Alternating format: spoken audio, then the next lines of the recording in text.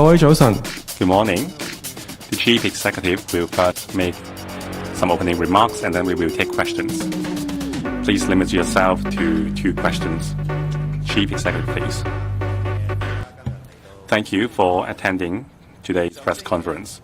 Last week, I participated in the closing meeting of the National People's Congress conference, and I spent 7 days calling 11 central ministries and institutions.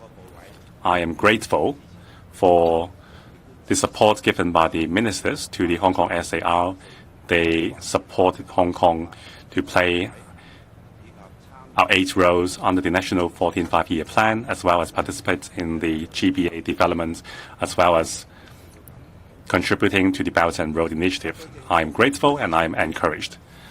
We will not lose any time and opportunity. We will more actively and integrate into national development of the GBA and the Belt and Road Initiative. We will play our role by giving play to our strength to contribute to the country. This afternoon, together with the head of the Guangdong municipal government, we will have the joint meeting for the first time in 2 years. Together with the governor, we will meet in person for the first time in 4 years. This is also the first joint meeting after the triumphant conclusion of the 20th Party Congress and since I came to office. Last month, I called on the party secretary, the provincial secretary, Mr. Wang Guanhong of the Guangdong province, and the governor of the Guangdong province, Mr. Wang Weizhong. We discussed on how we can collaborate to promote high-quality developments in the GBA. There is unlimited room for us to cooperate, and the field is wide.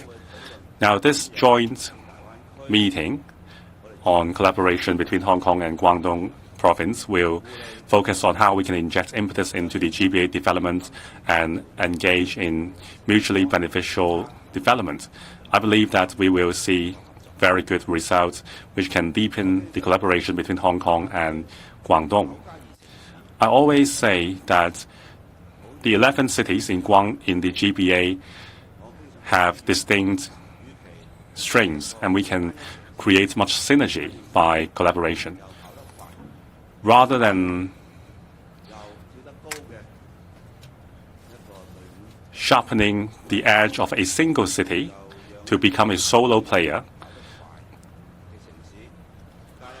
it would be more beneficial to sharpen our own unique strength and pull together our edges so that we can be a city cluster with strong capabilities. In that case, we can achieve expeditious and high-quality developments. By grouping the 11 cities together to become a quality city cluster, we will become a very competitive quality Bay Area. Tomorrow, I will convene a full meeting of the Steering Committee on Integration into National Developments. This is the second meeting of the Steering Committee. The committee is chaired by the Chief Executive and 3 secretaries. With the 1+3 structure, there is capable leadership offered by the Steering Committee to coordinate the efforts between bureaus and departments for enhancing discussion with our mainland counterparts.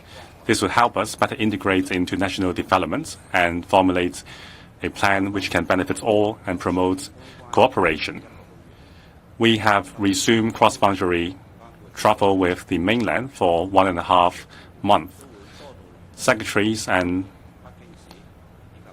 secretaries of departments and directors of bureaus will pay visits to mainland cities, particularly Guangdong province and GBA cities, to build mutual trust with the mainland counterparts with a view to formulating a plan which can benefit all. In the past few days, 4 secretaries have called on the mainland counterparts, including the Secretary for Culture, Sports and Tourism, Secretary for Ecology and Environment, the Under-Secretary for Mainland and Constitutional Affairs, and also the Secretary for Commerce and Economic Development. We will be very proactive in promoting collaborative economic developments between Hong Kong and the mainland. It has been 1.5 months since the border has reopened. It injected impetus and rejuvenated our trade.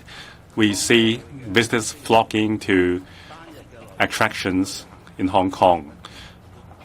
On the past Saturday, we have received more than 100,000 tourists.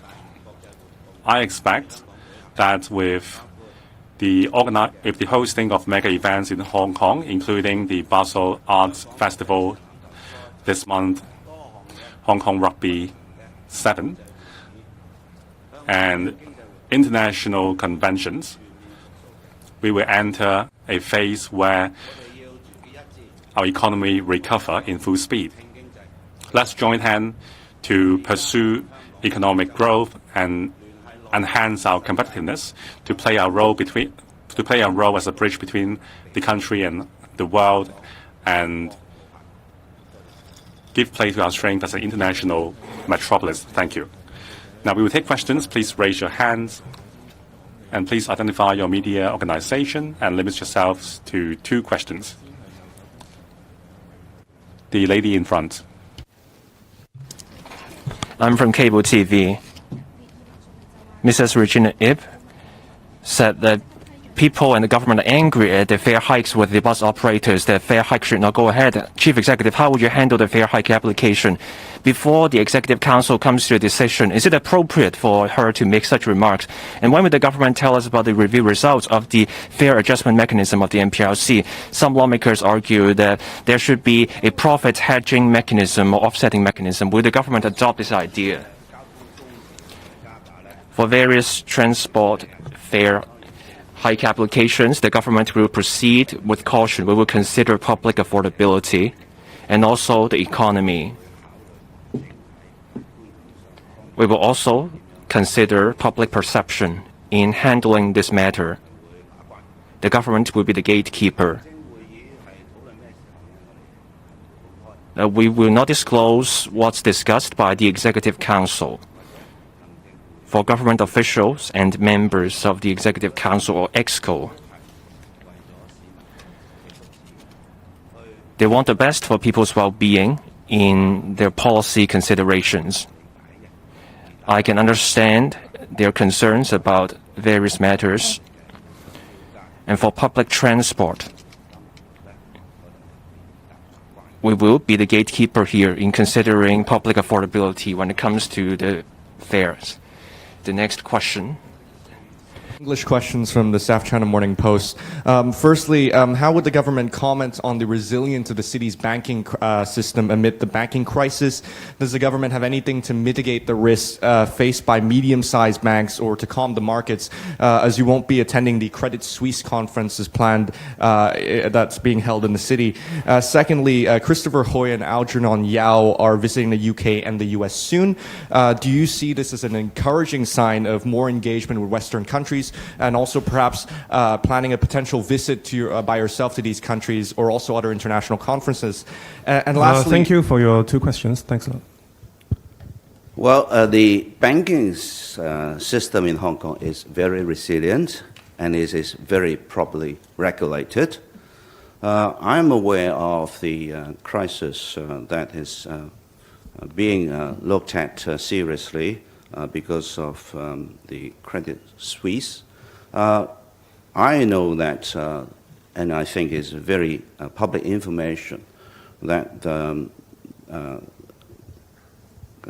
Swiss National Bank has already bought out Credit Suisse, and also the Central Bank of Swiss has already indicated they will be helping. And also there are 6 central banks that have indicated that they will be providing sufficient U.S. liquidity to the market. The Credit Suisse business and also the assets in Hong Kong are relatively small. Credit Suisse is in normal business, and we are monitoring the situation. The banking sector is operating smoothly and normally, and the liquidity of the market is also very abundant. So both the Hong Kong MA and the SFC are monitoring closely and will be managing the risks. We are in regular communication with the different authorities around the world. So we'll be having first-hand information about the situation of the market. We have confidence that the situation is not affecting Hong Kong in a significant way, and we'll continue to do our best to monitor the situation. It is important for everybody to know that the adequacy level and the liquidity level of the Hong Kong financial and banking sectors are very healthy and abundant to be able to handle the pressure in the market. As regards government officials visiting to different places around the world, it has always been the government policy that we are fully connected and in full cooperation with all world markets in developing our business, our economy, and maintaining close links.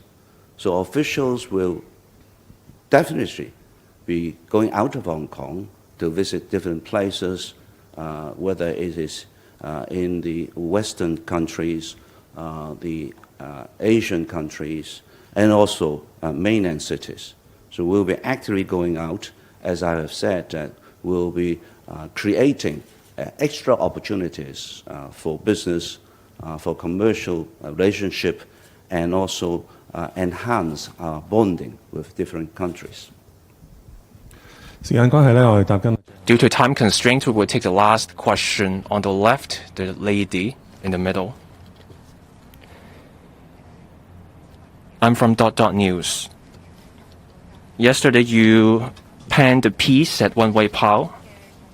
You mentioned that the secretaries of departments and directors of bureaus would establish close ties with the central authorities and work with mainland authorities in resolving issues. How will you work to establish the close ties? Will there be KPIs on that or key performance indicators? Second questions. For the local district consultations, are the results out yet? How will the reforms go about? When will there be a plan for the next district council elections? For secretaries of departments or SODs, they will be in touch with mainland authorities. Since taking office, I've said that after the resumption of normal travel with the mainland, we will hold various activities to make sure that we're actively and eagerly integrating into national development to bring more opportunities for Hong Kong. For the Greater Bay Area and Belt and Road initiatives, they mean many opportunities for Hong Kong. Hong Kong is an international city. We have to leverage our unique advantages in integrating into national development. That's how we can serve as an effective bridge connecting the mainland and the world. I was on this 7-day visit in Beijing. I visited various ministries and state institutions.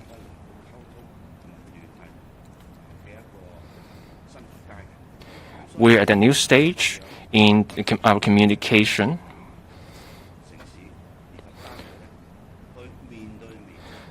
Our SODs had face-to-face meetings discussing various matters with various cities and ministries.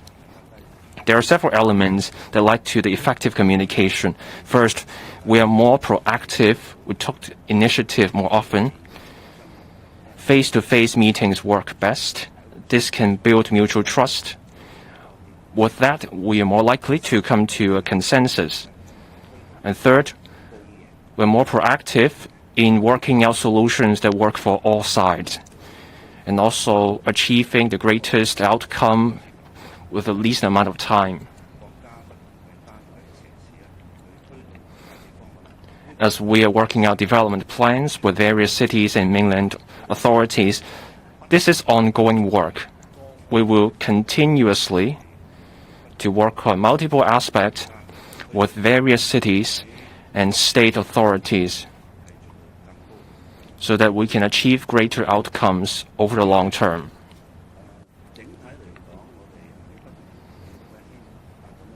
On the whole, here's what we want to achieve. There are KPIs or key performance indicators in the policy address. For our overall development, we will continuously roll out measures. Once we have something in mind, we will announce them. This afternoon, I will be having this meeting with the governor of Guangdong province.